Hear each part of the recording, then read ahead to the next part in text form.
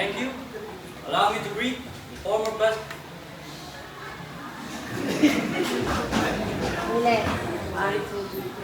Thank you. Allow me to greet the former presidents who are with us here today.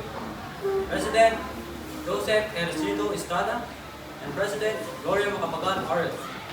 Senate President Chis Escudero and the honorable members of the Senate. House Speaker Martin Romualdez and the honorable members of the House of Representatives. Chief Justice Alexander Desmundo and the honorable justices of the Supreme Court. His Excellency, the Most Reverend Charles John Brown and the esteemed members of the Diplomatic Corps. Executive Secretary Lucas Bersamin and the members of the Cabinet.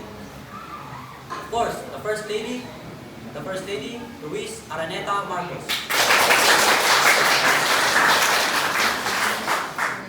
Other distinguished guests, mga minamahal kong kababayan, magandang hapon po sa inyong lahat. The hard lesson of this last year has made it very clear that whatever current data proudly bannering our country as among the best performing in Asia means nothing to a Filipino.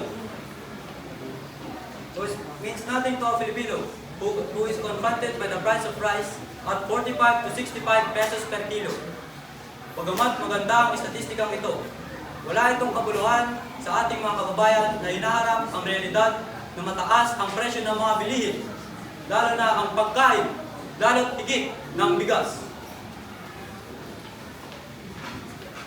Totoo, pwersa ng merkado sa ating bansa at maging sa buong daigdig ang siyang nagdidikta ng presyo. Lungsod ito halimbawa ng giyera, problema sa supply, at pwersa ng kalikasan, tulad ng El Nino na siyang nararanasan din sa ibang bansa. Subalit, hindi na ito mahalaga pang alalahanin ng ating mga kababayan na nabibigatan sa presyo ng bigas. Mahal kong mga kababayan, alam kong damang-dama ninyo ito. Hindi natin minawalang bahala ang inyong mga hinaing at hirap na dinaranas. Sa kabila ng mga hamon na ating kinakaharap, nasaksihan natin ang pinakamataas na ani ng palay sa bansa nitong nakalipas na taon.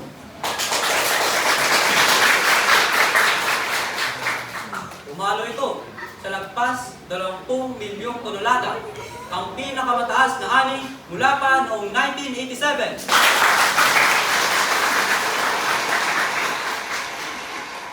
Gayunpaman, ang ani na ito ay katumbas lamang ng 13 milyong tonelada ng bigas.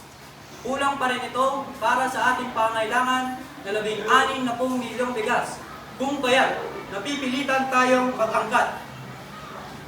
Ngunit, lokal na produksyon pa rin ang ating mas bibigyan ng halaga.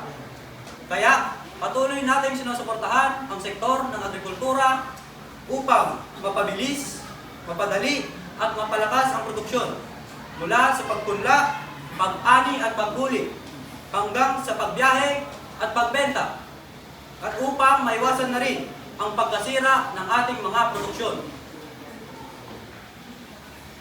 Itong nakalipas na taon, higit 100 milyong mga sari-saring binhi, suwi at pataba na ang mga pinamahagi sa ating mga magsasaka. Namigay rin ang mga pamahalaan ng mahigit 3,000 inahin upang ito ay maparami. Para naman sa ating mga mangingisda, mahigit 500 milyong fingerlings at 3,000 mga pangka ang mga naipamahagi.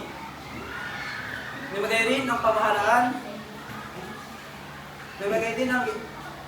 nakakatulong din ang mga ginagawa at inayos ng mga fish port at cold storage upang masuportahan ang kanilang industriya. Bukod pa sa mga ito, naroon din ang mga teknikal at financial na tulong para sa dagdag na kaalaman sa mga makabagong pamamaraan at pagkukunan ng sapat na puhunan.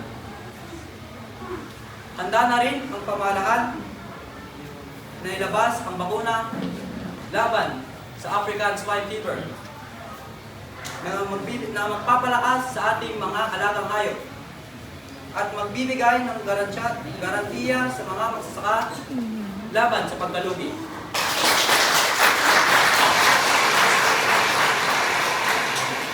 Mga minamahal kong kababayan, lagi po nating labanan ang mali at ang masama. Lagi po nating ipaglaban ang tama at ang mabuti. Lagi po natin mahalin ang Pilipinas. Lagi po natin mahalin ang mga Pilipino. Mabuhay po kayo. Mabuhay ang bagong Pilipino. Maraming salamat.